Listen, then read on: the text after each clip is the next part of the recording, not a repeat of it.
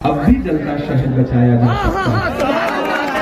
मैं कुछ कहने आया हूं आपसे, नाराजगी अपनी जगह, लेकिन होके मायूस यूं आंगन से उखाड़ो पौधे, होके मायूस न आंगन से उखाड़ो पौधे।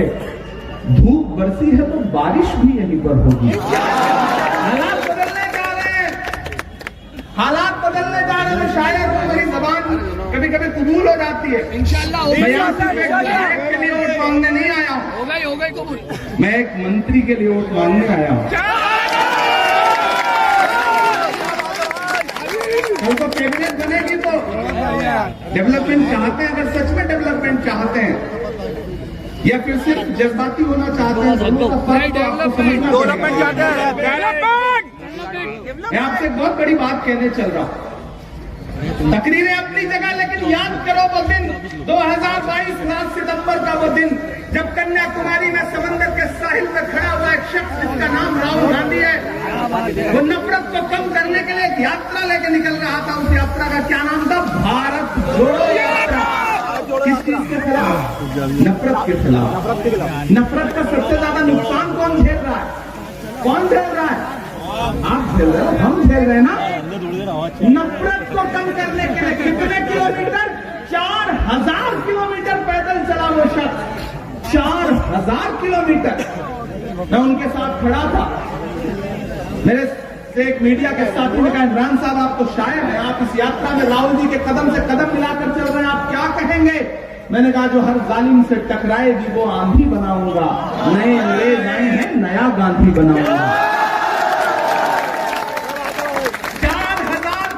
अपने पैर की छालों की परवाह किए बगैर राहुल गांधी चलते रहे। नारा क्या था? नफरत छोड़ो, भारत जोड़ो। वो नफरत कम होगी तो फायदा किसका होगा? अमन सुकून होगा तो किसका फायदा होगा? मेरे भाई, इस बार खतरा बहुत बड़ा है। इस बार खतरा आईन पर है, इस बार खतरा जमहूरियत पर है। डॉक्टर बाबा साहब भीमराव अम्बेडकर के बनाए हुए संविधान को बदलने की साजिशें हैं, उसको पामाल करने की साजिशें हैं। हद तो यह हो गई है कि नई पार्लियामेंट बनी तो सुना ना किस तरह से गाली दी गई पार्लियामेंट के अंदर। जुल्म के कद तलक आ पहुंची है, आखिरी हद तलक आ पहुंची है। वो जो नफरत थी गली कूचों में, अब तो संसद तलक आ पहुंची है।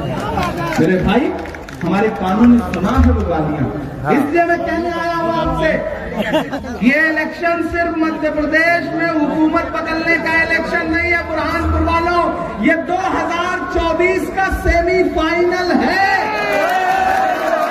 अपना मकसद बड़ा करो, अपनी सोच बड़ी करो। एक विधायक चुनने का इलेक्शन नहीं है ये 2024 में दिल्ली में सरकार बदलने का सेमीफाइनल है।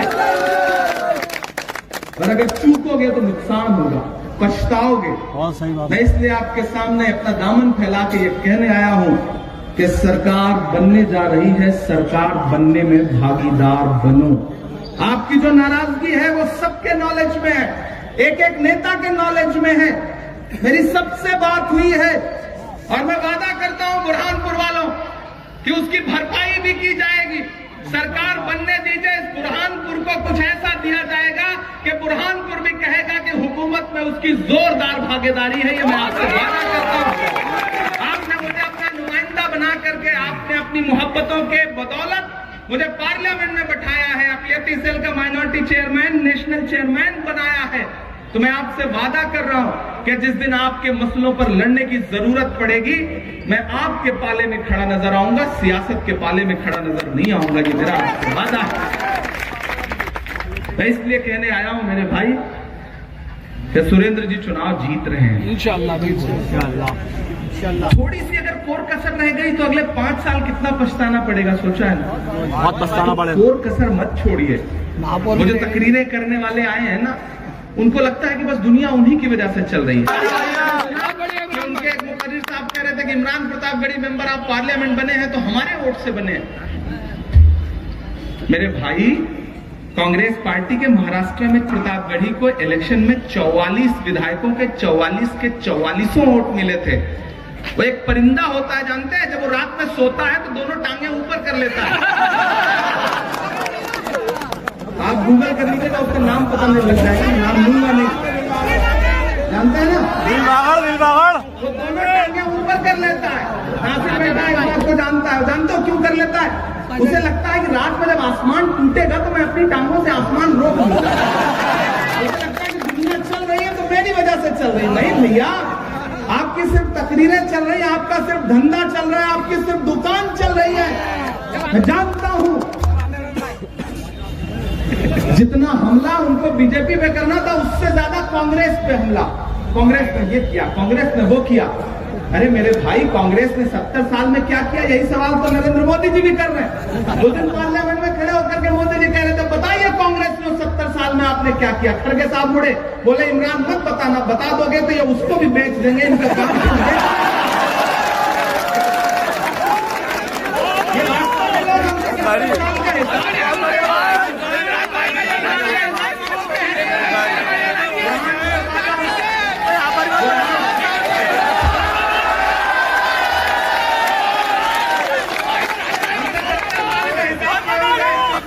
इमरान भाई बताना मत।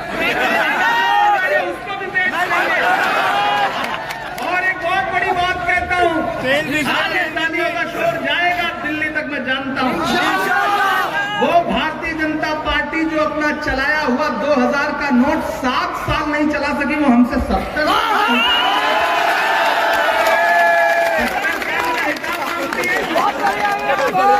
वहां भी सिर्फ भाषण है, वहां भी सिर्फ नारे हैं, पैर धोएंगे। मामा जी मैंने देखा पैर धोएंगे। प्रधानमंत्री जी रोहित वेमुला का जब मामला आया तो रोने लगे, जज्बाती हो गए। दूसरे पत्रकार साथी ने कहा कि इमरान साहब आज तो प्रधानमंत्री जी भावुक हो गए, आप क्या कहेंगे?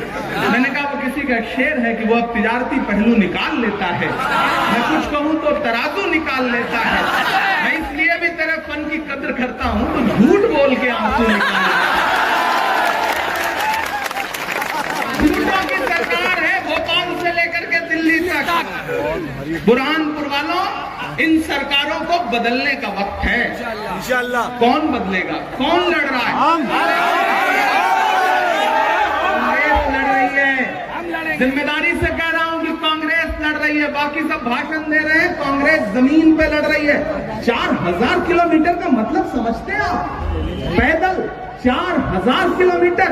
मेरे पैर के 10 जो उंगलियां हैं, इनमें से एक में भी नाखून नहीं बचा था, जबकि मैं पूरा 4000 नहीं चला था, बल्कि 2-2500 किलोमीटर ही चला। सोचिए, राहुल गांधी 4000 किलोमीटर चलता रहा वो शख्स। बहुत बढ़िया।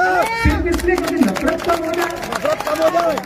मेरे भाई, आप तो इस बात पर यकीन रखते हैं, आप तो इस बात पर ईमान रखते हैं कि मजदूर की मजदूरी उसका पसीना सूखने से पहले उसे दे दी जाए। रखते हैं इस बात पर ईमान की नहीं? रखते हैं इस बात पर ईमान ना? तो मेरे भाई, मैं राहुल गांधी की उस मोहब्बत के लिए आपसे वोट मांगने आया हूँ, अपना दामन फैला करके। आपके शहर से भी गुजरी थी वो यात्रा, आपके शहर से भी गुजरी थी वो यात्रा, आपने दामन फैला करके राहुल गांधी को मोहब्बतें दी थी। अगर खुदा न खास्ता कोई गलती हुई तो राहुल गांधी के दिल पे क्या गुजरेगी? मैं तो जिस शहर से आया था, मोहब्बतें समेट करके उस शहर ने मुझे ठुकरा दिया। क्या ये अच्छा लगेगा? नहीं लगेगा। मेरे भाई, जब कर्नाटक में नफरत के बाजार में मोहब्बत की दुकान खुल गई है, तो मध्य प्रदेश में तो शोरूम खुलना चाहिए। शोरूम खुलना चाहिए। शोरूम खुलेगा। और एक बात समझ लेना, तकरीरों के नाम पे कितना भी जज्बाती किया जाए, लेकिन एक प्रैक्टिकल बात बताता, आज साथ चले, रोज तैयारियां नहीं होती, चलना पड़ेगा साथ में। मैं झूठ बोलने में क्या कमाल की महारत हासिल है भाजपाइयों को। वो पिछले दिनों भाजपा के एक मंत्री जी गांव में पहुंचे, बोले गांव वालों बताओ तुम्हारी क्या समस्या है, हम सारी समस्या दूर कर देंगे। तो गांव वाले बुरहानपुर की तरह भोले भाले लोग थे, वो निकल के सामने आए, उन्होंने कहा साहब 2 समस्या है। बोले बताओ। बोले पहली ये है कि हमारे शहर में, हमारे गांव में हॉस्पिटल नहीं है। तो मंत्री जी ने अपना मोबाइल निकाला, डाटा पता नहीं किसको फोन पर, बोले कल तक यहाँ पे डॉक्टर्स आ जाने चाहिए, हॉस्पिटल खुल जाना चाहिए। फोन रख दिया। फिर बोले बताओ दूसरी समस्या क्या है? तो गांव वालों ने कहा साहब दूसरी समस्या ये है कि इस गांव में मोबाइल का कोई भी नेटवर्क नहीं है। ये है इनका झूठ। समझ में देर से आएगा, मैं जानता हूं। ये है इनका झूठ। इसलिए झूठ के खिलाफ खड़े होइए। सरकार हाँ सब के मत समझना डराने से डर जाएंगे। लगना चाहिए कि बुरहानपुर बोल की आवाज सुनाई पड़े। आप बैठ जाओ। के मत समझना डराने से डर जाएंगे, अब के सारी हदों से गुजर जाएंगे। मौत के नाम का खौफ देता है क्यों, मौत के नाम का खौफ देता है क्यों, मौत जिस रोज आएगी मर जाएंगे। मत समझना कि हमने ज़मज़म दिया आबे गंगा दिया, हमने ज़मज़म दिया आबे गंगा दिया, तुमने भारत को दंगा ही दंगा दिया, तुमने भारत को दंगा ही दंगा दिया। तुमने एक रंग के ख्वाब देखे मगर अब तैयार रहना यहाँ से वहां तक कि तुमने एक रंग के ख्वाब देखे मगर हमने हिंदुस्तान को तिरंगा दिया।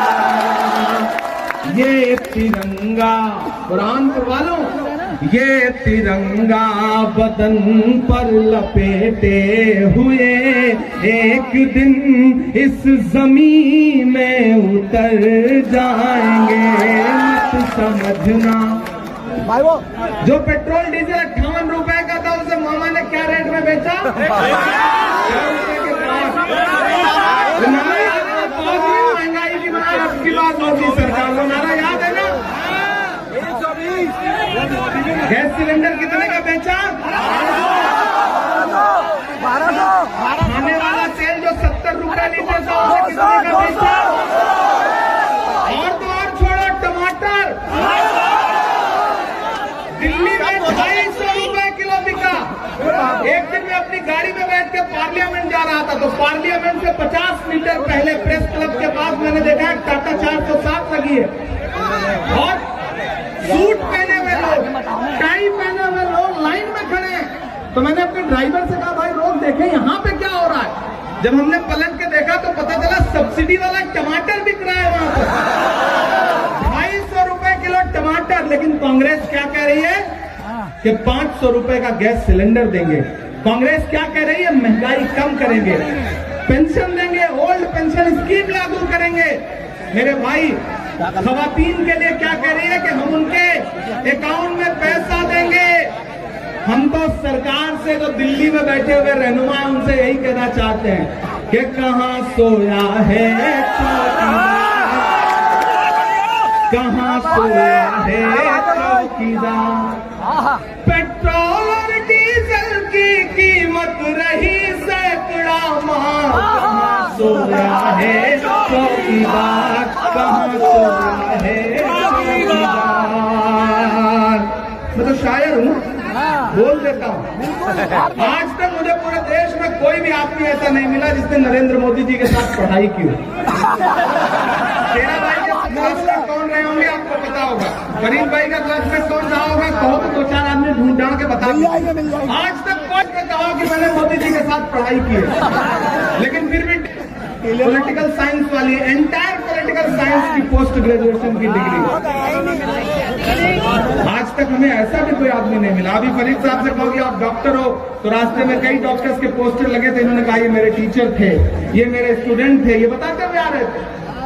लेकिन नरेंद्र मोदी जी से कहा जाए कि वडनगर स्टेशन पे जब आप चाय बेचते थे तो एक आदमी बता दो उसने खरीद के पी हो, नहीं कहा।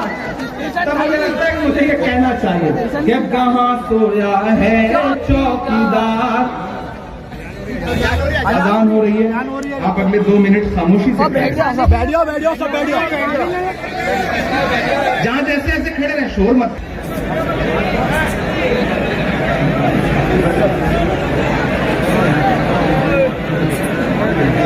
अजान मुकम्मल हो गया। मुकम्मल हो गई, वो दूर की चल रही होगी। आप में से कोई तस्दीक करे उधर, आपके कानों में आवाज नहीं आ रही, मतलब हो चुकी है ना अजान? हो चुकी है शुरू भाई, कर सकता हूँ? बेशक। दायरे में सिमट के आएगा।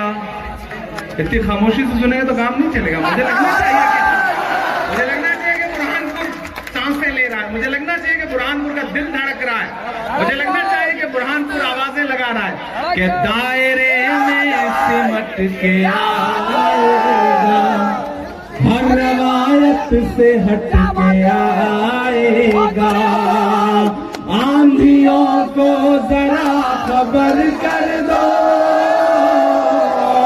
आंधियों को जरा खबर कर दो, शेर वापस पलट के आएगा, शेर वापस पलट के आएगा। कहाँ सोया है चौकीदार, कहाँ सोया है चौकीदार, कि चाय बेचने वाला पूरा भारत बेच रहा है,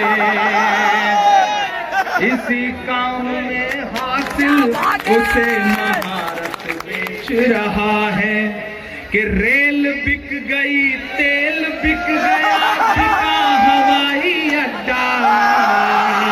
अब तैयार है ना बुरहानपुर वालों? कि रेल बिक गई, तेल बिक गया, बिका हवाई अड्डा, सब कुछ बिकता देख के खुश है अपने जेपी नड्डा। जनता महंगाई की मारी करती हाहाकार, कहाँ सोया है चौकीदार, कहाँ सोया है चौकीदार। कई मुकर्रिर तो यहाँ ऐसे आए हैं, मेरे नासिर औरंगाबाद से मेरे माइनॉरिटी डिपार्टमेंट में काम करता है, वो बता रहा था कि कई तो ऐसे हैं जो बता रहे हैं कि बस यही पार्टी है जो अल्लाह रसूल की पार्टी है। अच्छा, तो ये बात बता रहे हैं, उनसे पलट के पूछ लेना कि मेरे भाई तुम ये बताओ कि पिछले कुछ दिनों पहले तुम वही अल्लाह रसूल वाली पार्टी छोड़ के समाजवादी में क्यों गए थे और फिर वापस क्यों लौट के आए? पूछ लेना, जरूर एक बार पूछ लेना कि क्यों गए थे और क्यों लौट के आए, और जिन दिनों गए थे उन दिनों कैसी कैसी तकरीरें करते थे। मेरे भाई, आग को आग से नहीं बुझाया जाता, क्या बात है, आग को पानी से बुझाया जाता है। नफरत को नफरत से नहीं काटा जा सकता, नफरत को मोहब्बत से काटा जाता है। नफरत के बाद मोहब्बत होती है, यही समझ लीजिए।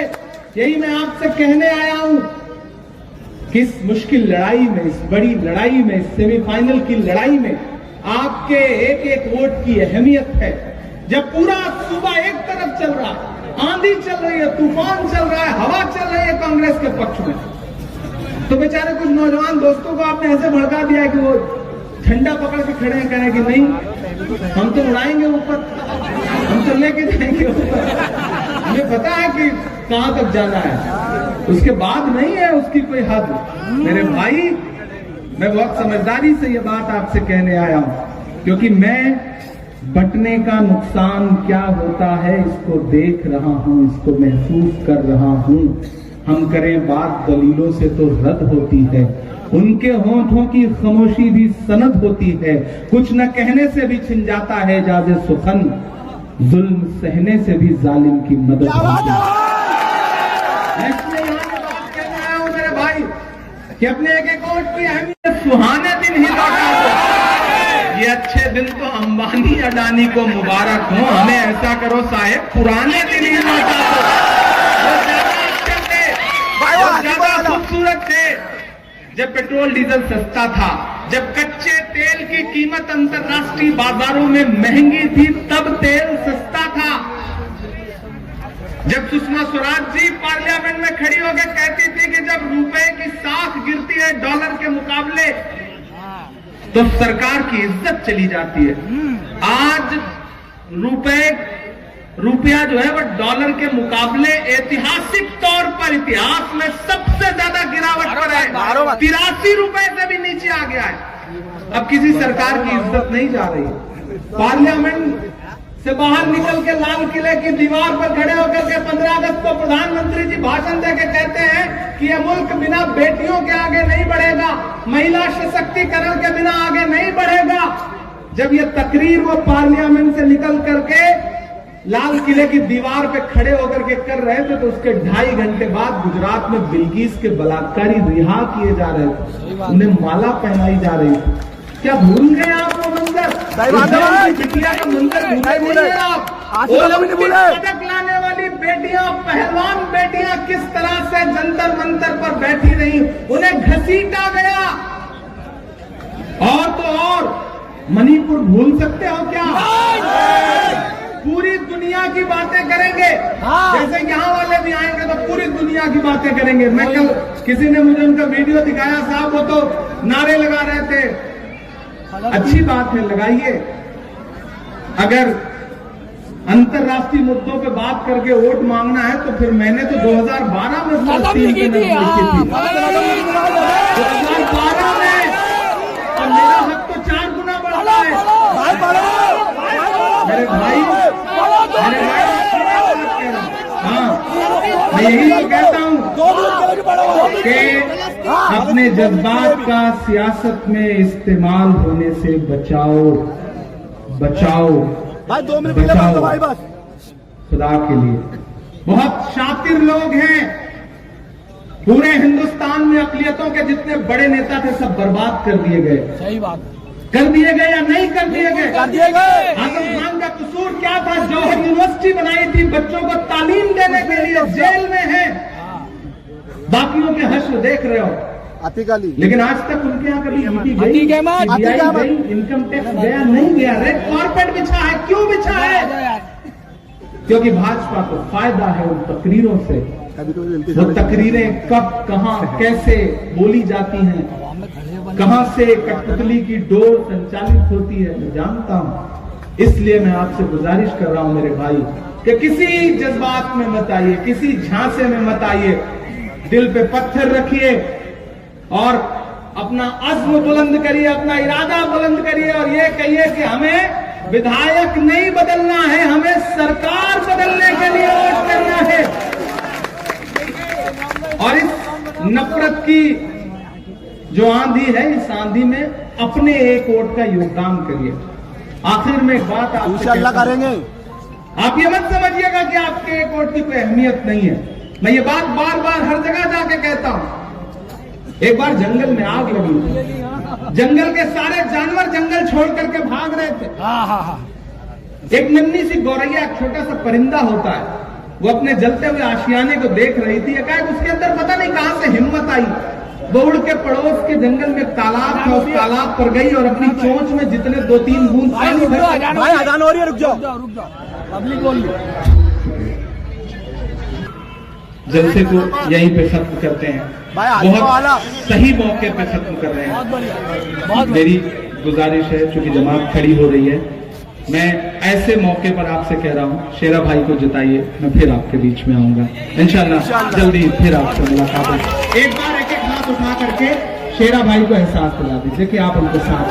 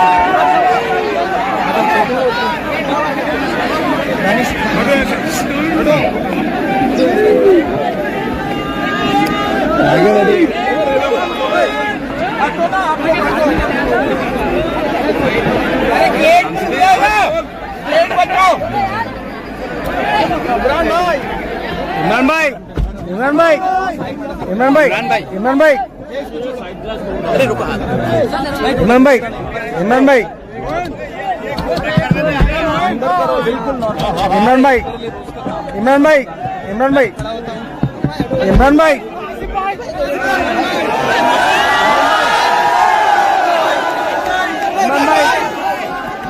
भाई भाई धीरे धीरे चलो